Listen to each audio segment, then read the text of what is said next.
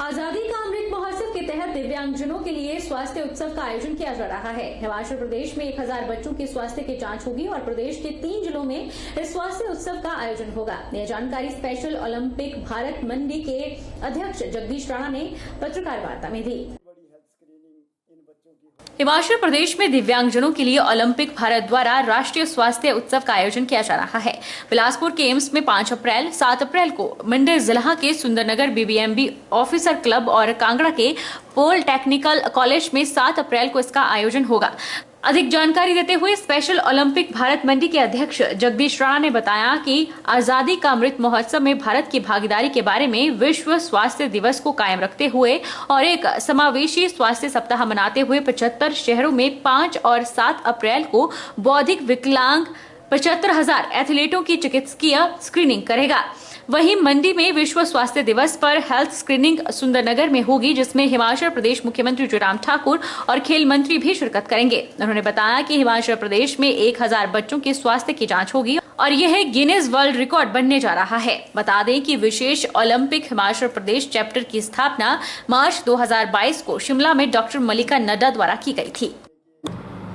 ये health screening अपने आप में सबसे बड़ी एक स्क्रीनिंग होने जा रही है। पूरे भारतवर्ष में 75 शहरों में होगी और ये हमारे आज़ादी का जो अमृत महोत्सव है उसी को लेकर जो है मैडम मलिका नड्डा जी ने ये पूरे ज़ोर शोर से पूरा भारत में जो 75 शहरों में ये शुरू किया है। और हिमाचल प्रदेश के हमारे ये 3 जगहों पर हेल्थ स्क्रीनिंग होने जा रही है। 5 तारीख को बिलासपुर जिला के एम्स में और 7 अप्रैल को हमारे मंडी जिला के सुंदरनगर ऑफिसर क्लब में और कांगड़ा में ही पॉलीटेक्निकल जो कॉलेज है वहाँ ये हेल्थ स्क्रीनिंग होगी। हिमाचल प्रदेश में हमारे 1000 ऐसे बच्चे, स्पेशल बच्चे जिनकी उस दिन हेल्थ स्क्रीनिंग होगी और ये अपने आप में वर्ल्ड की एक सबसे बड़ी हेल्थ स्क्रीनिंग होने जा रही है। ये Guinness book of the record बनने जा रहा है। इसके लिए मैं मैडम मलिका नड्डा जी का भी धन्यवाद करता हूं और उनको बधाई भी देता हूं। और सबसे बड़ी जो हमारे लिए जो हिमाचल स्पेशल ओलंपिक्स की तरफ से जो बड़ी बात है वो हिमाचल प्रदेश के हमारे माननीय मुख्यमंत्री श्री जयराम ठाकुर जी और हमारे स्पोर्ट्स मिनिस्टर आदरणीय श्री राकेश पठानिया जी का हम मैडम मलिका नड्डा जी की तरफ से भी उनका बहुत बहुत आभार व्यक्त करते हैं। आज जयराम सरकार जी की वजह से आज इन बच्चों को इस स्पोर्ट्स पॉलिसी में शामिल किया गया है।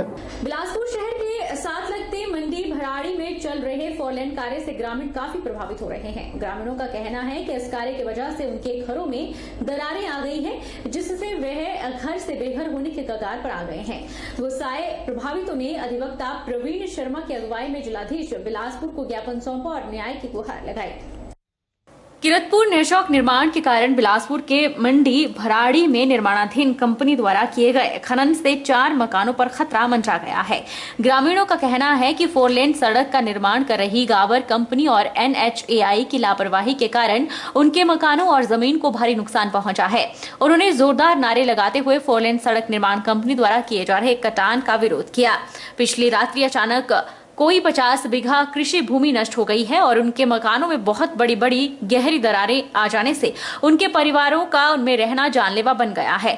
इन घरों को अभी कुछ महीने पूर्व ही लाखों रुपए खर्च करके निर्मित किया गया था। उन्होंने बताया कि पिछली रात्रि से ही वे अपने घरों को छोड़कर अन्यत्र रहने को विवश हो गए हैं, जिस कारण छोटे छोटे बच्चों और गर्भवती महिला को घर से बाहर रख पाना अत्यंत कठिन हो गया है। ग्रामीणों ने कहा कि अब उनके मकान रहने योग्य नहीं है और भूमि भी कृषि के लायक नहीं बची, इसलिए सरकार को इस मामले में प्रभावशील ढंग से हस्तक्षेप करना चाहिए और न केवल मकानों और भूमि का मुआवजा तुरंत देना चाहिए बल्कि उनके उचित बसाव की व्यवस्था करनी चाहिए। ग्रामीणों ने चेतावनी दी है कि अगर उन्हें मुआवजा नहीं दिया गया और बसाव नहीं किया गया तो वे 4 लेन का कार्य ठप कर देंगे, जिस सबके लिए सरकार, जिला प्रशासन और 4 लेन निर्माण कर रही गाबर कंपनी उत्तरदायी होंगी।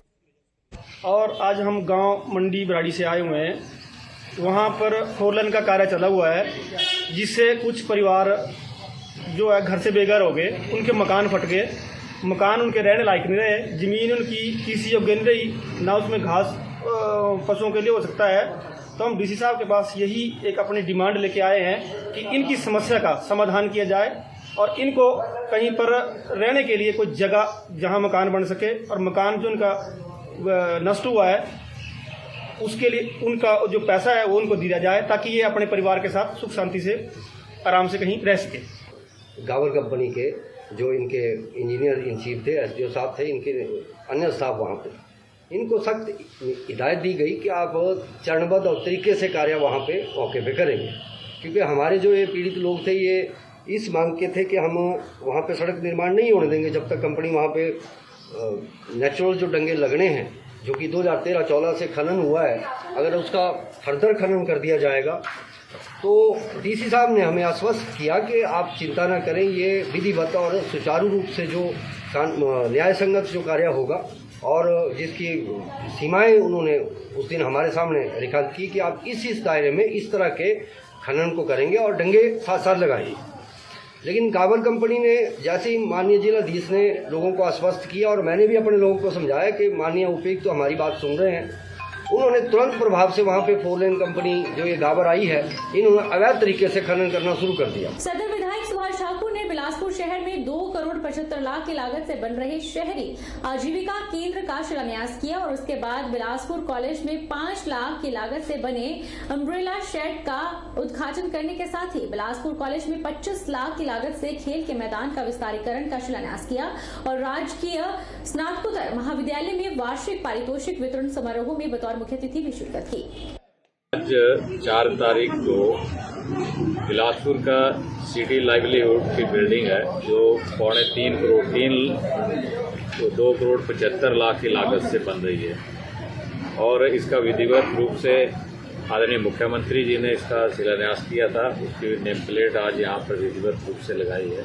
इसके लिए मैं सभी बिलासपुर वासियों को बहुत बहुत बधाई देता हूँ। और आज कॉलेज में भी एनुअल प्राइज डिस्ट्रीब्यूशन फंक्शन है, उसमें भी एक 5 लाख का पेडिस्ट्रियल पाथ है और एक 25 लाख का एक्सटेंशन ऑफ ग्राउंड, वो उसका भी एक शिलान्यास है। और तत्पश्चात यहाँ पर एनुअल फंक्शन है कॉलेज का, यह 2 साल के बाद कोरोना के बाद हो रहा है, तो उसमें भी इसके बाद जाएंगे। और यह बिलासपुर के लिए जो इंफ्रास्ट्रक्चर है, ये मैं यह कहूँगा कि आप सभी विभागों का अच्छी बिल्डिंग्स यहाँ हैं, और बाकी जो पिछले 2 दिन पहले हमने यहाँ हेलीपैड का किया था और दूसरी हमारी एमसीसी की बिल्डिंग्स थी, ये सारी चीज़ें आने वाले दिनों में ये अच्छा इंफ्रास्ट्रक्चर भी यहाँ होगा। नूरपुर ब्लॉक के सुलियाली में 12 से 14 वर्ष आयु वर्ग के बच्चों को वैक्सीनेशन अभियान के तहत राजकीय वरिष्ठ माध्यमिक पाठशाला और रोज पब्लिक स्कूल में वैक्सीन लगाई गई। स्कूल के छात्र छात्राओं ने बिना किसी डर के उत्साहित होकर वैक्सीन लगवाई। नूरपुर ब्लॉक के सुलियाली में 12 से 14 वर्ष आयु वर्ग के बच्चों को वैक्सीनेशन अभियान के तहत रोज पब्लिक स्कूल में वैक्सीन लगाई गई। रोज पब्लिक स्कूल प्रधानाचार्य संजय सौगनी ने कहा कि भारत सरकार द्वारा कोविड वैक्सीन की ड्राइव चलाई गई है, जिसमें 12 से 14 वर्ष के आयु वर्ग के बच्चों को वैक्सीनेशन की गई। उसके लिए हेल्थ विभाग की तरफ से आए कर्मचारियों ने स्कूल के बच्चों को वैक्सीनेशन डोज लगाई और भारत सरकार का बच्चों ने धन्यवाद किया।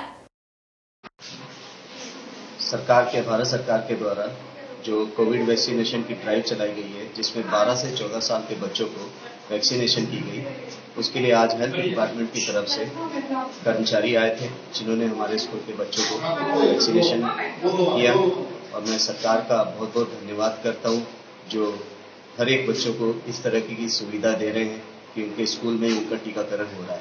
सरकार ने ये जो 12 से 14 वर्ष के बच्चों के लिए वैक्सीनेशन की मुहिम शुरू की है, इसके लिए हम सरकार का दिल से धन्यवाद करते हैं। बहरहाल बुलेटिन में इतना ही। आप देखते रहिए HP 24x7।